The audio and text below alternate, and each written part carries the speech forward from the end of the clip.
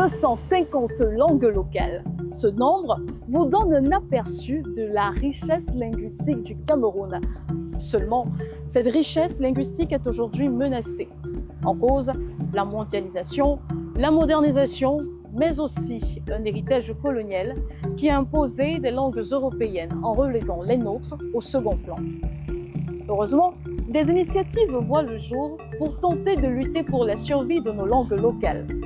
Dans ce reportage, allons à la rencontre de ceux qui, sur le terrain, tentent de sauver ce qui reste de nos langues maternelles et d'offrir un futur à nos traditions. Est-ce que tu sais parler ta langue maternelle? Seulement quelques mots là, c'est tout. Comment ça se fait que tu ne saches pas? Puisqu'au village, on parle patois à tout moment. Et comme j'étais à Douala, ce n'était plus le cas en fait. Tu vois, mais pas. Je n'ai pas compris. Menankiri.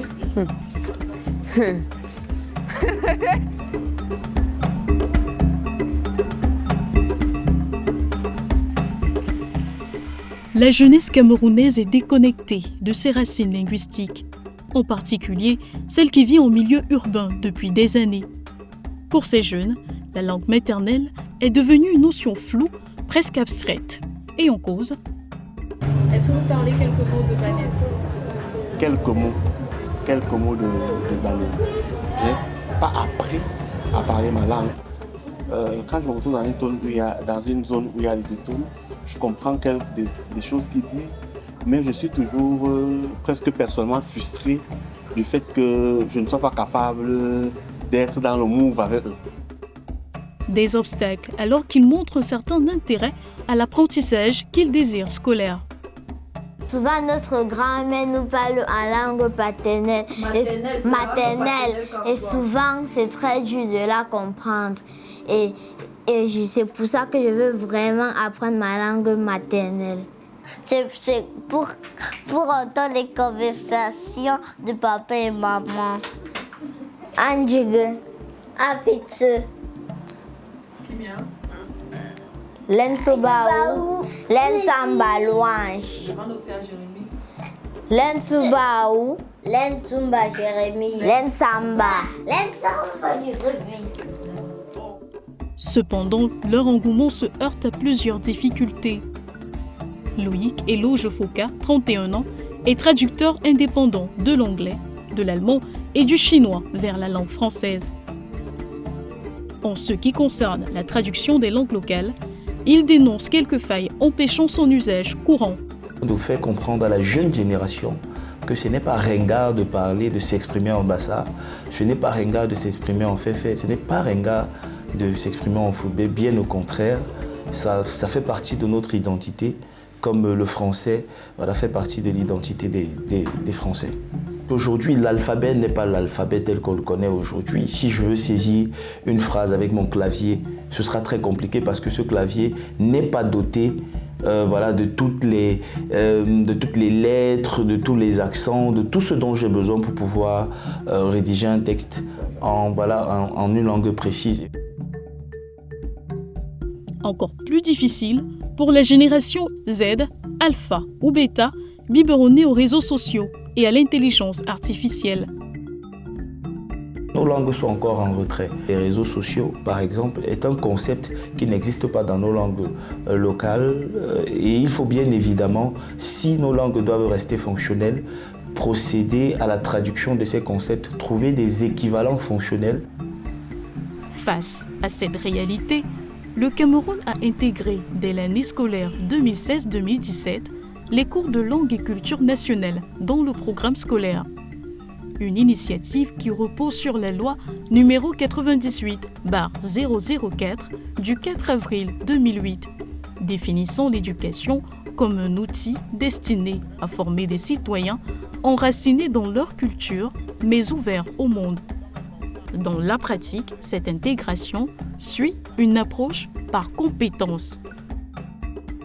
Je travaille avec la langue Douala, on explique en français, et le devoir qui est remis à l'enfant permet en sorte que, arrivé à la maison, ce dernier puisse travailler avec les parents dans leur propre langue maternelle. Donc on fait d'une pierre deux coups. Non seulement l'enfant va faire des recherches en Douala, parce qu'il va retrouver les voisins, les amis, les connaissances, pour enrichir son lexique et pouvoir écrire. En même temps, les parents leur viennent en aide. La discipline enseigne non seulement à parler et à écrire les différentes langues locales, mais aussi à se familiariser avec l'art culinaire, des tenues traditionnelles, danses, rites, us et coutumes de chacune des 10 régions du pays. Une initiative louable, mais non sans obstacle. Nous avons un déficit de documents. On n'a pas de documents au programme. Les documents au programme que nous possédons présentement sont les guides de 5e et 6e. On les appelle les guides d'initiation aux langues et cultures nationales, niveau 6e et 5e. Mais dès la classe de 4e, à partir du programme officiel qui nous est remis par le ministère, nous faisons nos propres découpages. Et à partir de ces découpages-là, nous montons nos propres progressions. Et c'est à partir de ces progressions que nous cherchons dans les documentations dans l'Internet, dans les anciens documents. Nous pouvons aller, des fois, je vais à la chefferie, essayer de trouver des documents là-bas palliatifs. Mais tout n'est pas perdu. Des initiatives naissent à travers le pays afin de remédier aux problèmes. L'une des plus ambitieuses est celle de l'association Contretalk. En 2024, elle a lancé une série de livres pour enseigner les bases de 17 langues locales.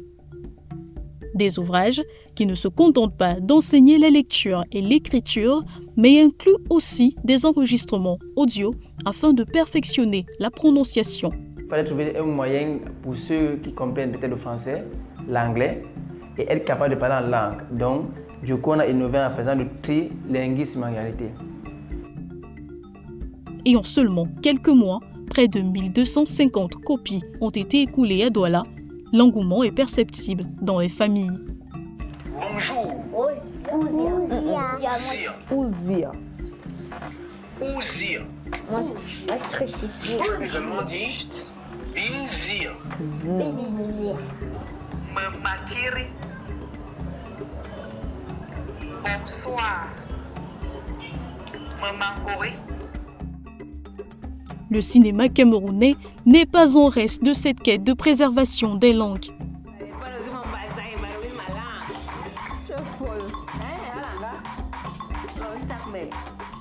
D'ailleurs, mon ami Wendy et moi attendons avec impatience les notifications d'un nouvel épisode de la web-série Nsa sur YouTube ou des publications de Whisky Champagne sur Facebook. Les comédiens s'exprimant en bassa sont de véritables ambassadeurs de la langue, ce qui nous permet d'enrichir notre vocabulaire. Il n'a pas dit Sarah. Il a dit Sarah. Il n'a pas dit Agouengem qui Sarah tantôt. Agouengem qui Sarah. Sans le plus bassa. Quant à Alphonse, c'est via l'application JED qu'il se perfectionne en langue douala.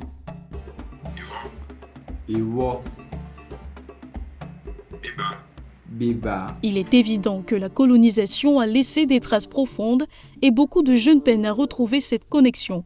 Cependant, certains, immergés dans la tradition depuis leur enfance, n'ont jamais perdu ce lien.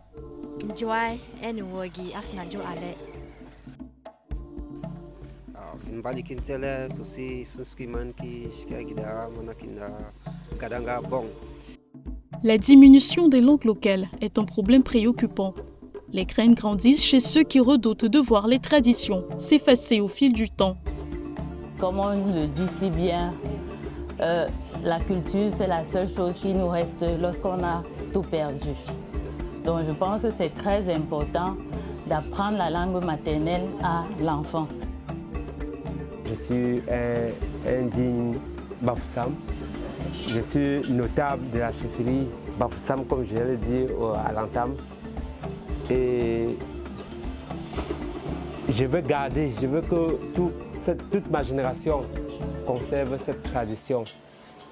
Voilà la raison pour laquelle je dis tous mes enfants, tous ceux qui peuvent m'écouter doivent parler de cela. Parce que moi-même j'ai appris de mes parents et mes enfants aussi doivent apprendre de moi.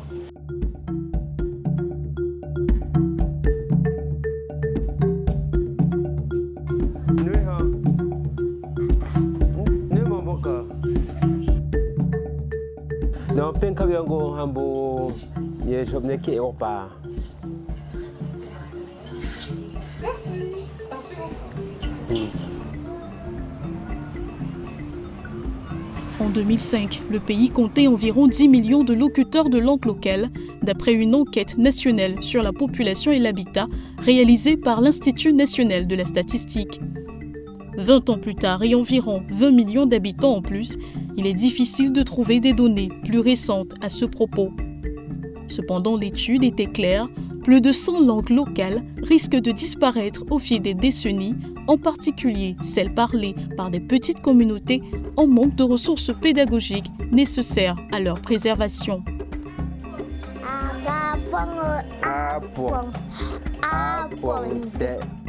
Entre espoir et urgence, la survie de nos langues maternelles repose désormais sur notre capacité à les adapter et à dater d'aujourd'hui. Ces initiatives technologiques suffiront-elles à inverser la tendance? Eh bien, l'avenir nous le dira. Mais une chose est sûre, le combat pour la préservation de notre patrimoine linguistique se joue maintenant.